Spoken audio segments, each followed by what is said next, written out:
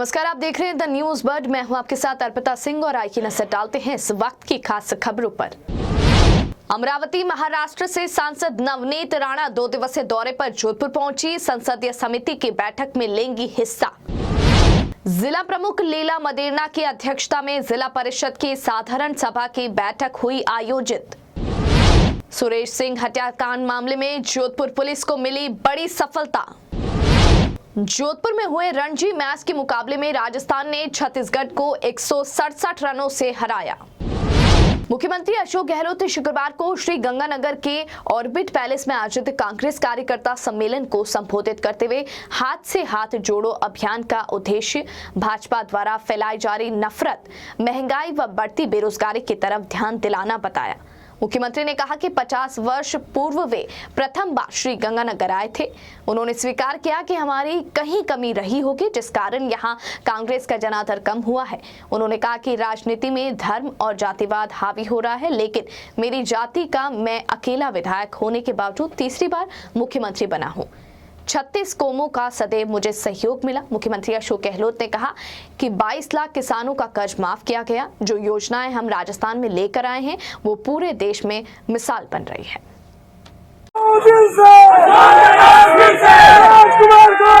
Congress committee के अध्यक्ष मोहित सिंह दोतासा जी, यहाँ पर हमारे वरिष्ठ नेता मनोज साहब, विधायक जगदीश शर्मा जी, बहुत साहब, तमाम हमारे उपस्थित पदाधिकारीगण, जो राहुल गांधी जी ने यात्रा प्रारंभ की भारत जोड़ो। कल हम लोग पठानकोट गए थे, वहां से जम्मू गए और उसके बाद में यहाँ पर आपके बीच में हाजिर हुए। जो माहौल देखा हमने पूरी यात्रा में, बेरोजगारी बहुत भयंकर है देश की, और जो भाईचारा, प्रेम, मोहब्बत होनी चाहिए उसमें कमी आ गई है। तो वो चाहते हैं कि आपस में कोई हिंसा नहीं हो, प्रेम से रहे आपस में। और ये बहुत जरूरी भी है। किसी घर में परिवार में झगड़े होते हैं तो परिवार ऊपर नहीं उठ पाता है, वो एक देश में बढ़ते जा रहे हैं। ये भी अर्थव्यवस्था को चौचौर में रख देती है। ये महंगाई का बढ़ना, बेरोजगारी का बढ़ना, इसका लिंक है। इसलिए राहुल गांधी जी ने जो यात्रा प्रारंभ की है, मैं समझता हूँ पूरे देशवासियों की भावनाओं को रिप्रेजेंट करने के लिए उन्होंने निकल पड़ा है। कन्याकुमारी से कश्मीर तक 3,500 किलोमीटर की लगभग यात्रा और टफ यात्रा है। और उसी ढंग से आप लोगों ने उनका आशीर्वाद दिया। पूरे प्रदेश वासियों ने भी नाटक के अंदर प्यार दिया और वो एक हो गया, इन पकड़ के नीचे करोगे। 30 तारीख को समापन है श्रीनगर। थोड़ा हल्का से मैं कहना चाहूंगा कि हालात पीछे कर दो, वो बैठे वो नहीं है। गंगानगर तो राजस्थान का मतलब शुरू हो रहा है। यहाँ के बॉर्डर एरिया है, गंगानगर, बीकानेर, जैसलमेर। मुंबई में मातोश्री के सामने हनुमान चालीसा का पाठ कर सुर्खियों में आई अमरावती महाराष्ट्र से सांसद नवनीत राणा 2 दिवसीय दौरे पर जोधपुर पहुंची। विदेश मंत्रालय संसदीय समिति की बैठक में शिरकत करने जोधपुर पहुंची नवनीत राणा का जोधपुर पहुंचने पर भाजपा कार्यकर्ताओं की ओर से स्वागत किया गया। एयरपोर्ट पर मीडिया से बातचीत करते हुए नवनीत राणा ने कहा कि राजस्थान में भी हनुमान चालीसा के पाठ की जरूरत है और समय आने पर यहां भी हनुमान चालीसा का पाठ किया जाएगा। राहुल गांधी की ओर से निकाली जा रही भारत जोड़ो यात्रा पर कटाक्ष करते हुए नवनीत राणा ने कहा कि पहले उन्हें यह बताना चाहिए कि भारत का कौन सा अंग टूटा था। भारत कभी भी नहीं टूटा था। बागेश्वर धाम के संत पर अंधविश्वास फैलाने के आरोप लगाने के मामले में उन्होंने कहा कि विश्वास करने का अपना अपना तरीका है। वहीं पठान फिल्म के बहिष्कार के मामले पर नवनीत राणा ने कहा कि फिल्म इंडस्ट्री से कई लोगों की आजीविका जुड़ी है। इस तरह से बहिष्कार करने के बजाय फिल्म के जिस भाग पर आपत्ति है उसे हटाना चाहिए और उसके लिए सेंसर बोर्ड बेहतर काम कर रहा है। भाजपा में जाने के सवाल पर उन्होंने कहा कि हिंदुत्व और हिंदू हित की बात केवल भाजपा करती है और हम भी हिंदुस्तान में हिंदू और हिंदुत्व की विचारधारा रखते हैं। स्टडी टूर पे आए हैं। विदेश मंत्रालय की कोई क्या मीटिंग है? एक्सटर्नल कमेटी की हमारी स्टडी टूर रहती है, उसके अलग अलग डिपार्टमेंट से हमारे जो एक्सटर्नल कमेटी में आते हैं इसकी मीटिंग है। और राजस्थान का टूर करना मतलब नसीब वाली बात है। आप लगातार हिंदुत्व के मुद्दे को ज्ञान देते रहे, क्या बीजेपी में जाने का प्लान है क्या? बहुत अच्छा सवाल है आपका।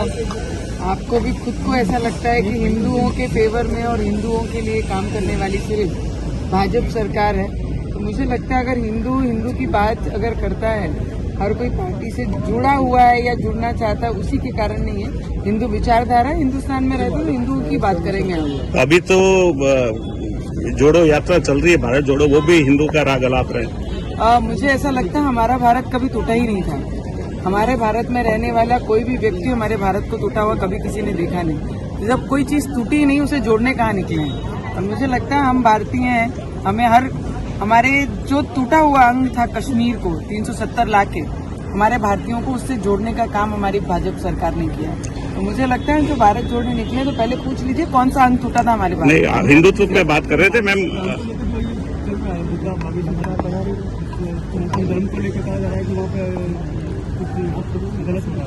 अंधविश्वास को लेकर उन पर आरोप लगाए जा रहे हैं कि वो बागेश्वर धाम हमारी भाजपा सरकार ने किया।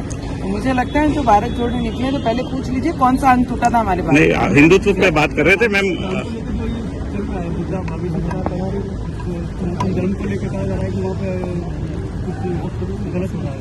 अंधविश्वास को लेकर उन पर आरोप लगाए जा रहे हैं कि वो बागेश्वर धाम के साथ जी है, वो अंधविश्वास फैला रहे हैं। और अभी महाराष्ट्र की कोई समिति थी, वो उनको चैलेंज भी कुछ दिया है, उसको लेकर अपना अपना अलग तरीका है विश्वास करने का। हमारा विश्वास करने का तरीका अलग है, जिसकी आस्था अलग तरीके से जुड़ी है शायद वो उस पर विश्वास करते हैं, और अपने अपने तरीके से सभी का विश्वास है। मैम, पठान फिल्म को लेकर कई लोग जो है विरोध जता रहे हैं, आपके क्या? मैंने हमेशा से कहा है कि फाइनेंशियली बहुत बड़ा स्ट्रॉन्ग इंडस्ट्री है हमारी फिल्म इंडस्ट्री, और हर चीज को बॉयकॉट करना ये हम लोगों ने नहीं करना चाहिए, क्योंकि फाइनेंशियल भी बहुत बड़ा सपोर्ट हमारे देश को उसके प्रति मिलता है और बहुत सारा रोजगार उसके थ्रू मिलता है। तो अगर कोई चीज खराब है जो हमारे दिल को, हमारी संस्कृति को हर्ट करती है, उसे साइड में काटने के लिए सेंसर बोर्ड है, और सेंसर अपना काम करती है बहुत अच्छे से। सेना के एक अधिकारी के घर में जन्म और एक अच्छी अभिनेत्री रही है, आज एक राजनीति में कैरियर कर रही है, क्या कुछ कहेंगे इस पूरे? मुझे लगता है हर चीज में गर्व महसूस करती हूँ कि सेना में काम करने वाले परिवार में एज ए फादर उनके घर में मैंने जन्म लिया, तो वहाँ से गर्व और देश के प्रति वो भावना लेके ही साथ में दुर्व्यवहार अगर कहीं पर हुआ है किसी भी महिला के साथ, फिर वो व्यक्ति कौन से पोस्ट पे है, वो व्यक्ति का नाम किससे जुड़ा है और वो व्यक्ति कौन है, इससे कोई भी लिंक नहीं होना चाहिए। अगर वो दोषी है उस पर कमेटी होनी चाहिए और उस पर सजा होनी चाहिए, फिर वो कोई भी व्यक्ति। और मुझे लगता है आने वाले समय में मैं राजस्थान बहुत सारे बार आऊंगी हर जगह पे, क्योंकि राजस्थान में भी फिर से हमारी विचारधाराओं की सरकार और हमारे लोगों के लिए जो राजस्थान में रहते हैं उनके हित में काम करने वाली सरकार होगी। वर्तमान जो गहलोत सरकार चल रही है उसके बारे में क्या कहेंगे? मुझे लगता है हनुमान चालीसा का पठन यहाँ पर भी होना चाहिए, क्योंकि यहाँ पर भी उसकी बहुत जरूरत है। करने वाले हैं, समय आएगा तो जरूर करेंगे, और करने का समय बहुत नजदीक है। तो मुझे लगता है, और मोदी जी जिस तरीके से काम कर रहे हैं, तो मुझे लगता है कि राजस्थान में वो विचारधारा वाली सरकार यहाँ पे आनी बहुत जरूरी है। ठीक है, थैंक यू सो मच। जिला परिषद की साधारण सभा की बैठक शुक्रवार को कलेक्ट्रेट सभा कक्ष के जिला प्रमुख लीला मंदेरना की अध्यक्षता में आयोजित हुई। बैठक में राज्यसभा सांसद राजेंद्र गहलोत, अतिरिक्त जिला कलेक्टर प्रथम मदन लाल नेहरा सहित विभिन्न जनप्रतिनिधिगण एवं अधिकारीगण उपस्थित रहे। बैठक में जिला प्रमुख मंदेरना ने विभिन्न विभागों से संबंधित प्रकरणों पर चर्चा करते हुए इनके अधिकारियों को त्वरित समाधान के लिए आवश्यक दिशा निर्देश दिए। खासतौर पर प्राप्त पेयजल समस्याओं के मद्देनजर मद्देनजर ग्रामीण क्षेत्रों में पेयजल प्रबंधन एवं आपूर्ति अच्छी तरह सुनिश्चित करने के निर्देश दिए गए। उन्होंने अधिकारियों के दृढ़ इच्छा शक्ति एवं प्रतिबद्धता के साथ ग्रामीण अंचलों में जन कल्याणकारी योजनाओं से आमजन को लाभान्वित करने का आह्वान किया। बैठक में जिला परिषद के मुख्य कार्यकारी अधिकारी अभिषेक सुराणा द्वारा सदन को पूर्ववर्ती बैठक की कार्यवाही के विवरण के अनुमोदन एवं अनुपालना रिपोर्ट प्रस्तुत की गई। जिला परिषद की साधारण सभा की बैठक कार्यवाही से पूर्व 2 मिनट का मौन रखकर भूंगरा गैस दुर्घटना में मृतकों को श्रद्धांजलि अर्पित की गई। सिरोही के प्रभारी मंत्री महेंद्र चौधरी सिरोही दौरे पर रहे। इस दौरान मंत्री ने जिले के विभिन्न क्षेत्रों में चल रहे विकास कार्यों का निरीक्षण करते हुए आवश्यक दिशा निर्देश दिए। गौरतलब है कि राज्य के समस्त जिलों के प्रभारी मंत्री सूबे के मुखिया अशोक गहलोत निर्देश पर जिले के दौरे पर है, जिसके तहत विकास कार्यों का निरीक्षण करने के कार्यों की प्रगति रिपोर्ट सहित कई बिंदुओं पर जांच पड़ताल करके आवश्यक दिशा निर्देश दिए गए। इस दौरान सिरोही जिला कलेक्टर डॉक्टर भंवर लाल, जिला परिषद सीईओ डॉक्टर टी शुभमंगला सहित कई अधिकारी कर्मचारी इस दौरान मौजूद रहे। गौरतलब है कि पिंडवाड़ा तहसील आबू रोड के 32 बांध सहित अनेकों जगह पर मंत्री चौधरी औचक निरीक्षण करने गए। सिरोही के जिला प्रभारी मंत्री महेंद्र चौधरी ने पिंडवाड़ा में शहरी रोजगार गारंटी योजना के कार्य लालराई नाली का अवलोकन किया। अवलोकन के दौरान मौके पर उपस्थित श्रमिकों से छाया, पानी, दवाई भुगतान इत्यादि की जानकारी भी ली गई।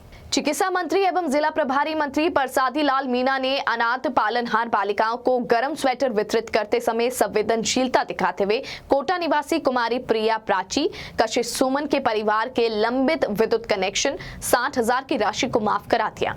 वहीं कलेक्ट्रेट पर सभी विभागों की बैठक लेकर सरकारी योजनाओं की समीक्षा की तथा सभी अधिकारियों से सरकारी योजनाओं को धरातल पर लाने के निर्देश दिए गए। कलेक्ट्रेट में चिकित्सा मंत्री जैसे ही दिव्यांग जनों को ट्राईसाइकिल एवं कोरोना में अपने माता पिता को खोने वाली बालिकाओं को गर्म स्वेटर वितरित कर रहे थे, तो तीनों बहनों ने पिछले 2 साल से विद्युत कनेक्शन बकाया होने के कारण विद्युत कनेक्शन काटे जाने की जानकारी दी। उन्होंने परिवार में कमाने वाला कोई नहीं होने पर विद्युत बिल माफ करने का अनुरोध किया। मौके पर ही जिला प्रभारी सचिव कुंजी लाल मीणा तथा जिला कलेक्टर ओपी बुनकर को उन्होंने प्रकरण का निस्तारण करने के निर्देश दिए। में पूरे जिले की जो फ्लैगशिप स्कीम है मुख्यमंत्री जी की, उनकी समीक्षा की गई है और समीक्षा करके उन पर एक्शन के लिए कहा है। जो स्कीमों में कुछ कमियां रहेगी उनको दूर करने के लिए कहा। सर, अधिकारियों को अधिकारी काम नहीं करेंगे तो क्यों नहीं लेना? समयबद्ध रूप से काम करना चाहिए। जो स्कीम है उसको टाइम बाउंड करना चाहिए। इसलिए तो समीक्षा बैठक होती है। माननीय विधायकों की जो प्रॉब्लम है उनको सॉर्ट आउट करना चाहिए। जिले के विकास में उनको बराबर उनकी निश्चित रूप से उनकी भागीदारी जो है उसको नज़रअंदाज नहीं करना चाहिए। विधायकों के सहयोग से जिले का विकास हो, बजट घोषणाएं हो, बजट में नए प्रस्ताव हो, माननीय सदस्य, माननीय प्रधान साहिबान से जनप्रतिनिधियों से मिलकर निश्चित रूप से उनका समाधान करना चाहिए। किस विधायकों को बाईपास करना ठीक नहीं है। क्यों? जनप्रतिनिधि जाकर ही तो विधानसभा से बजट लाते हैं, वही काम करते हैं, वही स्कीमों को लाते हैं, फिर उनसे नहीं पूछे तो थोड़ी तकलीफ होती है विधायक को। Thank you. हत्या के मामले में उम्र कैद की सजा काट रहे अजयपाल सिंह उर्फ एपी के पैरोल से फरार होने के बाद आरोपी की तलाश में जुटी जोधपुर कमिश्नर पुलिस को बड़ी सफलता हाथ लगी है। पुलिस ने अजयपाल सिंह के भाई सहित 4 आरोपियों को गिरफ्तार किया है। डीसीपी पूर्व डॉक्टर अमृता दुहन ने पत्रकार वार्ता में बताया कि 18 दिसंबर 2021 को सहायक उप निरीक्षक देवाराम पुलिस जाब्ते के साथ केंद्रीय कारागृह के बंदी सुरेश सिंह को अन्य कैदी के साथ पाली में पेशी करवाने के बाद वापस लौट रहे थे। इसी दौरान भाटी चौराहे पर अज्ञात बदमाशों ने बंदी सुरेश सिंह की गोली मारकर हत्या कर दी। इस पर पुलिस ने मामला दर्ज कर अनुसंधान शुरू किया और इस प्रकरण में आरोपी जबर सिंह मणियारी विक्रम सिंह को पूर्व में गिरफ्तार किया गया था। पुलिस ने इस मामले में कड़ी से कड़ी जोड़ते हुए गुजरात में अलग अलग जगह दबिश देकर कुल 5 आरोपियों को गिरफ्तार किया है। डीसीपी ने बताया कि उक्त प्रकरण में वांछित विवेक बाकोरिया, कुलदीप सिंह चारण, सूरजपाल सिंह, लोकेंद्र पाल सिंह कुमावत, यशपाल उर्फ रिचपाल को गिरफ्तार किया गया है। साथ ही पुलिस ने फरार इनामी बदमाश अजयपाल सिंह उर्फ एपी सिंह की कार को भी जब्त किया है। वहीं अजयपाल सिंह की तलाशी के लिए पुलिस की टीम लगातार सर्च कर रही है। सन 2021 में थाना रातानाडा में सुरेश सिंह हत्याकांड हुआ था, रातानाडा चौराहे पर। उसके अलावा अजय पाल सिंह एक जो 50,000 का वांछित इनामी है, PHQ स्तर पर उसके विरुद्ध 50,000 का इनाम घोषित किया जा चुका है। वो पैरोल से फरार है, वो भी 302 में जो लाइफ इम्प्रिजनमेंट उसको सज़ा मिल चुकी है। तो इन्हीं केसेस में हम बहुत गंभीरता से हम कार्य कर रहे थे और हमारे DG crime sir, CP Jodhpur sir, उनके मार्गदर्शन में हम बहुत मेहनत कर रहे थे कि अजय पाल सिंह किसी न किसी तरह से हम उसको डिटेन करें, उसको गिरफ्तार करें। लेकिन ये जो सारे अपराधी हैं ये बहुत ही ज़्यादा समझदार, बहुत तेज़, चालाक और अंतर्राज्यीय अपराधी हैं और इनकी जो पहुंच है कई जगह पर है। तो हम इनको जो जितने भी प्रयास कर रहे थे उसमें हमें कुछ काफ़ी दिनों से सफलता नहीं मिल रही थी, किंतु अभी कुछ दिनों पहले ही हमने सबसे पहले इसकी अच्छी तरह से कार्य योजना बनाई, जिसमें हमने सोचा कि जो हम इनको फाइनेंशियली जो इनको हेल्प कर रहा है अजय पाल और उसके पूरे साथियों को, उसको हम टारगेट करते हैं। तो उसी में सबसे पहली कड़ी में हमने जो कुलदीप चारण है हमने उसको फॉलो किया। उसको फॉलो करते हुए हमें काफ़ी महीनों से प्रयास के बाद हमें पता चला कि जो अजय पाल की अभी मूवमेंट है वो गुजरात में है, तो वहाँ पे परिवार के साथ रह रहा है। उसी क्रम में हम सबसे पहले हम अहमदाबाद पहुँचे, जहाँ से पता चला कि अहमदाबाद एक जो फ्लैट में वो रह रहा था और वहाँ से दिसंबर माह में ही उसने वो फ्लैट खाली किया है। पीछा करते करते हमें पता लगा वो हलोल में है। हलोल में गए तो पता चला कि 1 महीने ही हलोल में रुका और उसके बाद उसने वडोदरा में एक शिफ्ट कर लिया है फ्लैट में। तो हलोल में हमने जो ब्रोकर है जिसके मदद से उसको हलोल में भी और वडोदरा में भी फ्लैट मिला, हमने उसको उठाया। तो उसने हमें फिर जो अजय पाल सिंह का फ्लैट है वडोदरा रूरल में, उसकी हमें जानकारी दी। किंतु साथ ही साथ हमें ये भी उसने मिसगाइड किया। उसके घर में उस समय वो ना तो सिर्फ उसने अजय पाल को फ्लैट दिलाया था, लेकिन वो उसको संरक्षण भी दे रहा था। इन्हीं केसेस में जो सह अभियुक्त हैं भरत और प्रवीण मणियारी, साथ के साथ हिमांशु मीना, इनको वो शह भी सूरजपाल हलोल में देता था। और जैसे ही पुलिस ने उसको गिरफ्तार किया, उसने तुरंत ये सूचना देकर और उनको तुरंत डिटेन कर लिया गया। तो इस तरह से आज हमने 5 गिरफ्तारी की है। यशपाल और सूरजपाल की नॉन अवेलेबल में 216-225 धारा में, जिसमें कि उन्होंने ना तो सिर्फ शरण दी जो फरार अपराधी है, बल्कि उसको पुलिस ने जब उसको डिटेन पकड़ने की कोशिश की तो उस समय भगाया भी। उसके अलावा हमने 3 और गिरफ्तारियां की है, कुलदीप चारण, विवेक बागोरिया व लोकेंद्र सिंह की। विवेक बागोरिया और कुलदीप चारण इनके पहले से काफ़ी मुकदमे हैं, जिसमें विवेक के 8 मुकदमे, कुलदीप चारण के 5 मुकदमे हैं, मारपीट, हत्या के प्रयास व हत्या के। और इसमें इन्होंने जो पहले एक सुरेश सिंह हत्याकांड हुआ था रातानाडा में, उसकी इसमें महत्वपूर्ण भूमिका मिली है, तो इनको 120B में उस प्रकरण में गिरफ्तार किया गया है। लोकेंद्र सिंह को हमने पैरोल फरारी में गिरफ्तार किया है, क्योंकि ये वो कड़ी है जिसने जो उसको फाइनेंशियली हेल्प कर रहा था, जिसकी मदद से अहमदाबाद में पिछले 5-6 महीने से अजय पाल सिंह और उसका परिवार फ्लैट में रह रहे थे। अच्छा, अजय पाल का ओवरऑल इसमें क्या रोल है, क्या भूमिका क्या है ये सुरेश सिंह वाले? सुरेश सिंह वाले में अभी जो बिल्कुल क्लियर जो भूमिका है वो प्रवीण, भरत इनके उसमें मिलेगी, लेकिन इसकी जो हत्या करने में हमें लग रहा है कि इसकी मुख्य के आरोपी हो सकता है। अच्छा, जिस तरीके से इनामी बदमाश घोषित किया गया था, इसका फोटो जारी क्यों नहीं करती पुलिस? नहीं, फोटो जारी है, हमने तो सब जगह पे वो भी कर रखा है, इसको डिस्प्ले भी कर रखा है। अपने पैम्फलेट्स दिखाइएगा SHO साहब। राजस्थान हाईकोर्ट एडवोकेट एसोसिएशन के चुनाव के लिए आज नामांकन प्रक्रिया संपन्न हो गई। नामांकन के अंतिम दिन सभी सीटों पर प्रत्याशियों ने अपने नामांकन दाखिल किए। लगातार 14 बार अध्यक्ष रहने का रिकॉर्ड बनाने वाले रणजीत जोशी ने एक बार फिर एडवोकेट एसोसिएशन के अध्यक्ष पद के लिए दावेदारी ठोकी है। वहीं निवर्तमान अध्यक्ष नाथू सिंह राठौर ने भी अध्यक्ष पद पर अपना पर्चा दाखिल किया। राजस्थान हाईकोर्ट एडवोकेट एसोसिएशन में अध्यक्ष पद के लिए 6 नामांकन, उपाध्यक्ष, महासचिव और पुस्तकालय सचिव के लिए 7 उम्मीदवारों ने, सह सचिव के लिए 10 नामांकन, कोषाध्यक्ष उपाध्यक्ष के लिए 8 नामांकन प्राप्त हुए हैं। चुनाव अधिकारी ने बताया कि 21 जनवरी को नाम वापस लिए जा सकेंगे, वहीं 27 जनवरी को मतदान होगा और मतदान के बाद मतगणना प्रारंभ की जाएगी। नामांकन भरने के बाद रणजीत जोशी ने कहा कि उन्होंने हमेशा अधिवक्ताओं के हितों के लिए संघर्ष किया है और उन्होंने अपने कार्यकाल में ऐसे कार्य किए जो आज भी अधिवक्ताओं के लिए मील का पत्थर साबित हो रहे हैं। वहीं निवर्तमान अध्यक्ष नाथू सिंह राठौर ने बताया कि उनके कार्यकाल में 15 सालों से लंबित सोलर प्लांट का प्रोजेक्ट पूरा किया गया एवं जब कभी भी अधिवक्ताओं के मान सम्मान की बात आई उन्होंने आगे रहकर संघर्ष किया। उपाध्यक्ष पद पर नामांकन भरने के बाद गोकुलेश बोहरा ने कहा कि इस बार विशेष रूप से अधिवक्ताओं का प्यार और स्नेह उन्हें मिलेगा और वह विजयी होंगे। उन्होंने वादा किया कि यदि इस बार उन्हें अवसर मिलता है तो वह अधिवक्ताओं के हर सुख दुख में साथ खड़े रहेंगे। राजस्थान हाईकोर्ट एडवोकेट एसोसिएशन के 2023 में होने वाले चुनाव में मैंने पुनः एक बार अध्यक्ष पद हेतु अपना नामांकन आज दाखिल किया है। 2021 के चुनाव के बाद में निरंतर मैं अधिवक्ताओं के हितार्थ मैंने जो भी मेरा यथासंभव जिस विश्वास के साथ अधिवक्ताओं ने मुझे चुना था उस विश्वास पे खरा उतरने का मैंने प्रयास किया है।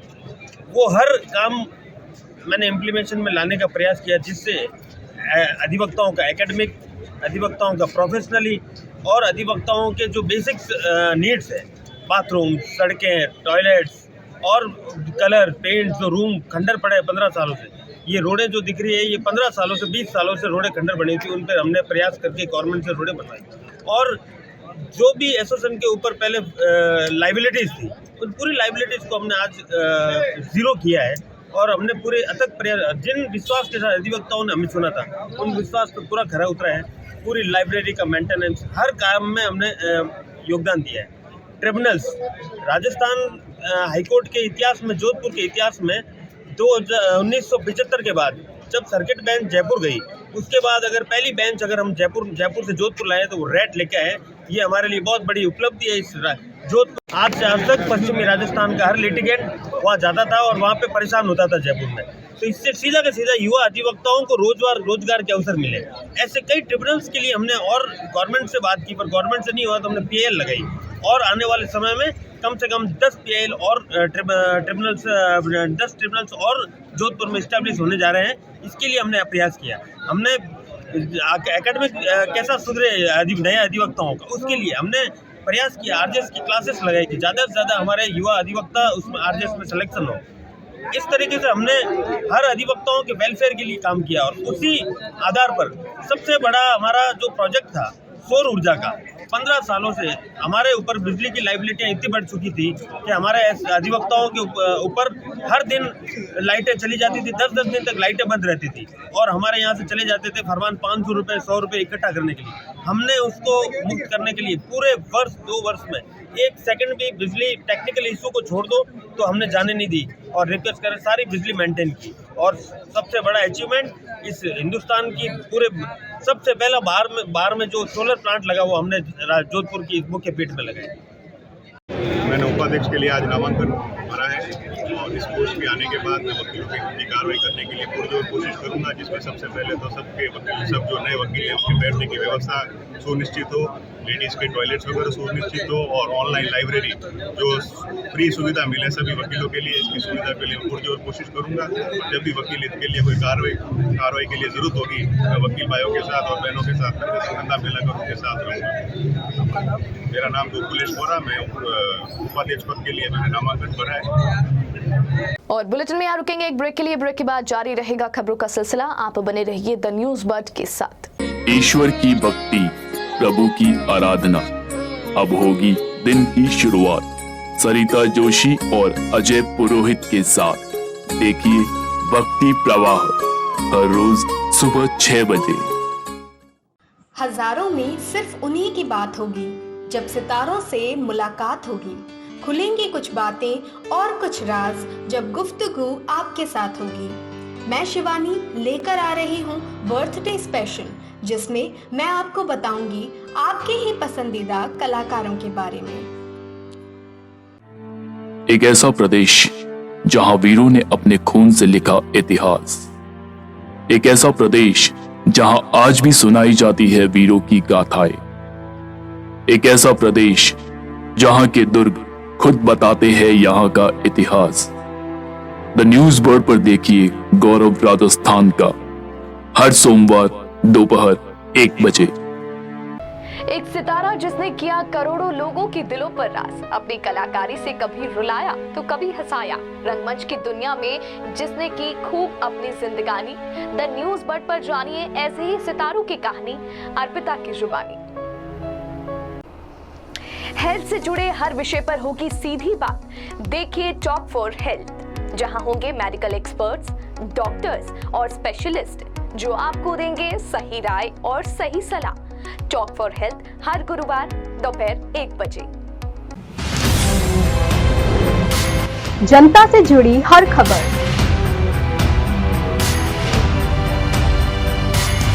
खबरों से जुड़ा हर सच,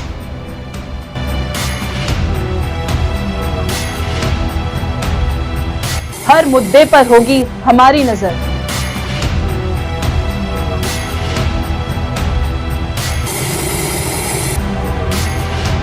हम आपको बताएंगे खबरों के पीछे का सच।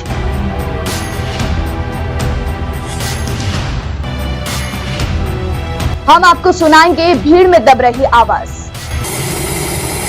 जनता के घरों से सरकारी गलियारों तक। द न्यूज बर्ड, आपके बीच आपकी आवाज।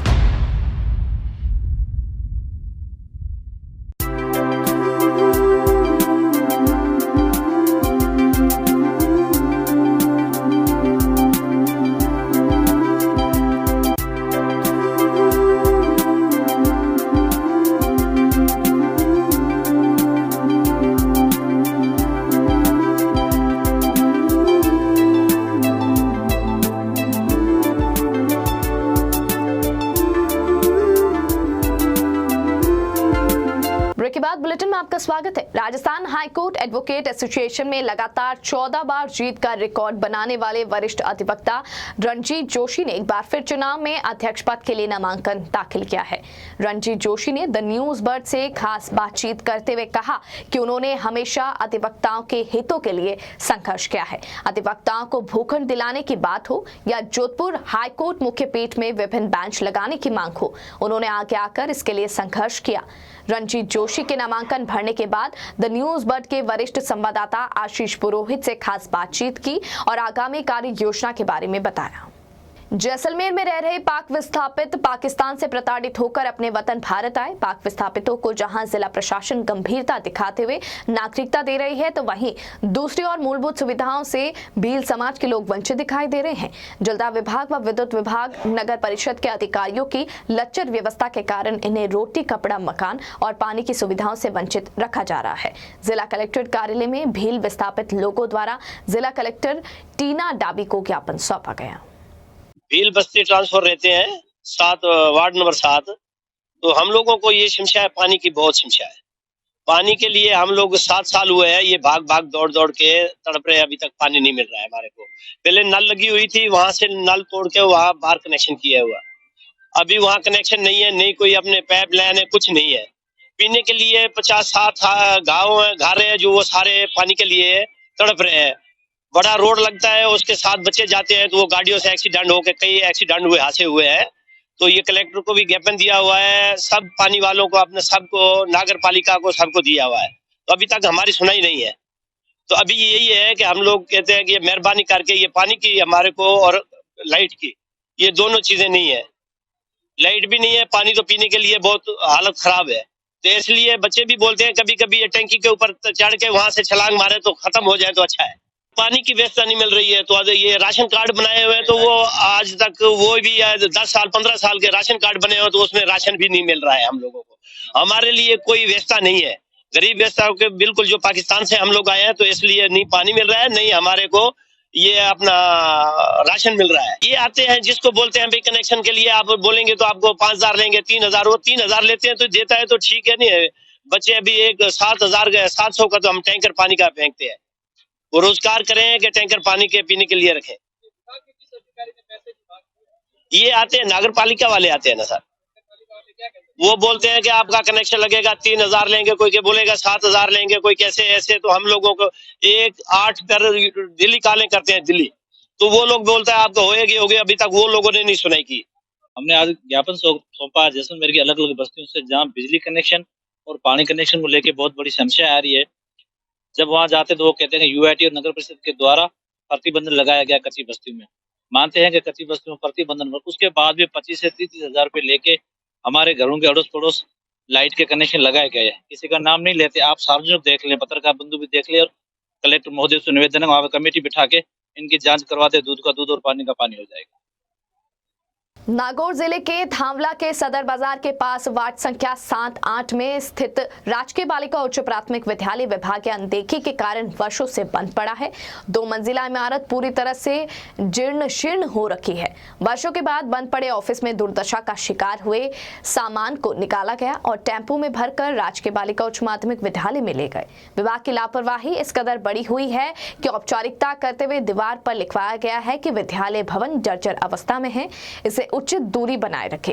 करोड़ों की सरकारी संपत्ति धूल लगने के साथ ही मोहल्ले वासियों पर खतरा मंडरा रहा है। ये आप अच्छी तरह से चेतावनी को पढ़िए।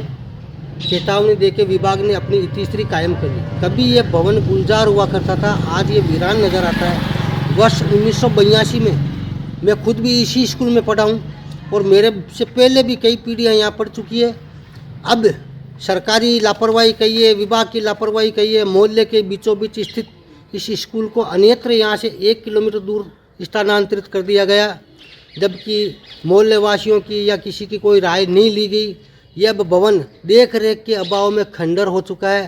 पिछले वर्ष भी इसकी कुछ पट्टियाँ टूट के नीचे गिर चुकी है। ये गनीमत रही कि किसी प्रकार की जनहानि नहीं हुई। अब बीते दिवस यहाँ से स्कूल विभाग ने, यहाँ के कर्मचारियों ने यहाँ से पूरा जो सामान था वो भी यहाँ से निकाल के ले गए और स्कूल भवन को राम भरोसे मोहल्ले वासियों को मरने के लिए छोड़ के चले गए। अब यहाँ पर आने जाने वाले को भी जोखिम है। जगह जगह से ये खंडर होता नज़र आ रहा है, गिरने की कगार पर है। विभाग पहले भी कई बार मीडिया में खबरें आ चुकी है, आज और आ रही है, लेकिन विभाग के कान में कभी जूं रहेगी न कोई रहेगी। ज़रूर विभाग किसी बड़ी दुर्घटना का इंतज़ार कर रहा है। शिक्षा विभाग, जो माध्यमिक शिक्षा विभाग के अंतर्गत ये भवन है, न तो इस भवन के लिए कोई मेंटेनेंस राशि जारी कर चुक रहा है, न इसके देखरेख के लिए कोई व्यवस्था है। मोहल्ले के बीचों बीच है, करोड़ों की यह संपत्ति धूल खा रही है और विभाग मौन आंखें बंद किए हुए बैठा है। जरूर किसी न किसी दुर्घटना का इंतजार कर रहा है। मैं मधुसूदन उपाध्याय, इसी मोहल्ले का गांव थावड़ा। नमस्कार, मैं चंद्रशेखर शर्मा और आज मैं आपको लेके आया हूँ थावला के बालिका विद्यालय में और लाइव तस्वीरें दिखाने जा रहा हूँ थावला के बालिका विद्यालय की, जो वर्षों से यहाँ पे ये बालिका विद्यालय बंद पड़ा है। और मैं आपको बताना चाहूँगा कि अभी यहाँ पर कुछ अधिकारी अंदर हैं, स्कूल स्टाफ है जो पता नहीं क्या कर रहा होगा। अभी मैं आपको अंदर का नज़ारा दिखाऊंगा। उससे पहले मैं आपको बता देना चाहता हूँ कि ये विद्यालय करीब 10 वर्षों से बंद पड़ा है और इस विद्यालय का जो वास्तविक हाल है वो बहुत ही जर्जर अवस्था में है। मैंने बहुत बार इस विद्यालय की खबर लगाई है, लेकिन विभाग द्वारा आज तक कोई उचित कार्रवाई नहीं की गई है। आज कुछ स्टाफ के लोग जो है बालिका विद्यालय के या अंदर हैं, वो क्या कर रहे हैं आइए देखते हैं अंदर का नज़ारा, और उनसे बात भी करेंगे कि आज इस विद्यालय को खाली क्यों किया जा रहा है। क्या इस विद्यालय की खबर लगने के बाद में कोई उचित कार्रवाई की जाएगी? क्या बड़ा हादसा होने से पहले इस विद्यालय पर नज़र रखी जाएगी? ये विभाग की अनदेखी का नज़ारा है। विभाग की अनदेखी के कारण बहुत बड़ा हादसा हो सकता है। हादसे को न्योता दिया जा रहा है। यहाँ पे जो कुई है, गटर है, वो भी काफ़ी मात्रा में बैठ चुका है। बिल्डिंग, ऊपर की जो बिल्डिंग है उसकी पट्टियाँ टूट चुकी है। आइए देखते हैं बहुत सारा नज़ारा आज क्या हो रहा है। जोधपुर शहर की मसूरिया पहाड़ी पर स्थित दूरबीन इन दिनों शहर में आने वाले सभी पर्यटकों का ध्यान अपनी ओर खींच रहा है। मेहरानगढ़ म्यूजियम ट्रस्ट द्वारा शहर के वीर दुर्गादास राठौर स्मारक पर स्थापित इस बाइनाकुलर द्वारा मेहरानगढ़ दुर्ग, उमेद भवन पैलेस एवं ब्लू सिटी का विहंगम दृश्य देखकर पर्यटक काफी उत्साहित नजर आ रहे हैं। यहाँ आए पर्यटकों ने बताया कि इतनी दूरी से भी मेहरानगढ़ दुर्ग को बाइनाकुलर की मदद से इतना करीब से देखना बहुत ही अलग अनुभव है। व्यवस्थापक ने बताया कि बाइनाकुलर का अनुभव लेने के लिए अब पहाड़ी पर पर्यटकों की संख्या भी बढ़ने लगी है। आपने आज बाइनाकुलर से शहर देखा है, इसमें तो कैसा लगा, क्या था? मैं और मेरी फ्रेंड्स जोधपुर घूमने आए हैं। हमने बाइनाकुलर से यहाँ से उम्मेद पैलेस और मेहरानगढ़ किला दिखा, जो बहुत ही सुंदर और साफ दिखाई दे रहा है। हाँ सर बताइए। मैं गोपाल सिंह चारण वीर दुर्गादास राठौड़ स्मारक मसूरिया पहाड़ी से बोल रहा हूँ। यहाँ संडे को इसका बाइनोकुलर का इनोग्रेशन किया गया है। जो जोधपुर के सभी जो इम्पोर्टेंट पर्यटक स्थल है, विजिटर्स स्पॉट्स हैं, वो आप वॉच कर सकते हैं। यहाँ से इजी गोइंग, बिल्कुल अच्छे व्यू दिखाई दे रहे हैं। खूब पर्यटक आ रहे हैं, अच्छी स्ट्रेंथ है, बढ़िया। और 30 डेज अवेलेबल है आपके, संडे मंडे ट्यूसडे कभी भी आ सकते हैं। इसमें शहर के सभी सभी जो इम्पोर्टेंट पर्यटक स्थल है वो आप पहुंच सकते हैं। जोधपुर के बरकतुल्ला खान स्टेडियम में हुए राजस्थान और छत्तीसगढ़ के रणजी मुकाबले में शुक्रवार को राजस्थान ने 167 रनों से छत्तीसगढ़ को हरा दिया। 4 दिवसीय मुकाबले में राजस्थान ने चौथी पारी में बैटिंग करते हुए 430 रनों का लक्ष्य रखा, जिसके जवाब में छत्तीसगढ़ की पूरी टीम 262 रनों पर ऑल आउट हो गई। मैच ऑब्जर्वर विमल शर्मा ने बरकतुल्ला खान स्टेडियम को अंतर्राष्ट्रीय मानकों पर खरा बताते हुए कहा कि आरसीए अध्यक्ष वैभव गहलोत के लगातार प्रयासों से 32 वर्षों बाद जोधपुर में रणजी मैच का सफल आयोजन हुआ। उन्होंने बताया कि पूरे 4 दिन चले इस मैच में पिच बल्लेबाज व गेंदबाज दोनों के लिए मददगार साबित हुआ। इससे अंदाजा लगाया जा सकता है कि भविष्य में यहां जल्द ही अंतर्राष्ट्रीय मैच देखने को मिलेंगे।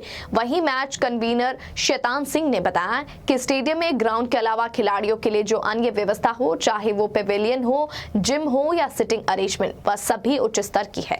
उन्होंने इसे जयपुर के सवाई मानसिंह स्टेडियम से भी बेहतर बताते हुए कहा कि अब वो दिन दूर नहीं जब शहरवासियों को आईपीएल के अलावा अन्य मैचेस भी देखने को मिलेंगे। स्टेडियम के विकास के लिए उन्होंने मुख्यमंत्री अशोक गहलोत, आरसीए अध्यक्ष वैभव गहलोत और सीपी जोशी का आभार जताया। और पहले जो है लीजेंड क्रिकेट लीग हुई थी, अब लोगों की अपेक्षाएं बढ़ी है। आप किस तरह से देखते हैं? आप यहाँ कन्वीनर भी रहे हैं इस मैच के, किस तरह से यहाँ संभावनाएं आने वाले दिनों में होने वाली? मैं सबसे पहले तो हमारे माननीय आरसीए अध्यक्ष महोदय वैभव गहलोत जी का, सीपी जोशी जी का और प्रदेश के मुख्यमंत्री अशोक गहलोत जी का आभार व्यक्त करता हूँ कि इन्होंने प्रयास से बरकतुल्ला खान स्टेडियम का जिस तरह से जीर्णोद्धार हुआ, एक अंतर्राष्ट्रीय स्तर पर यह ख्याति पाई है।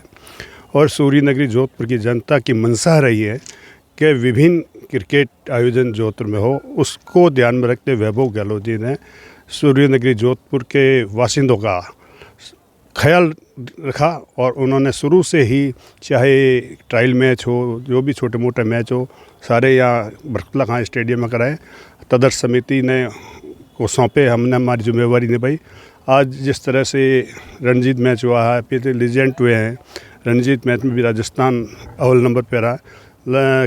खिलाड़ियों का इस मैदान के अंदर बहुत अच्छा रुझान रहा है और इस मैदान को लोग बहुत सराह रहे हैं। ये अंतर्राष्ट्रीय स्तर पर बहुत खरा उतरा हुआ और हर जगह इसकी प्रशंसा हो रही है।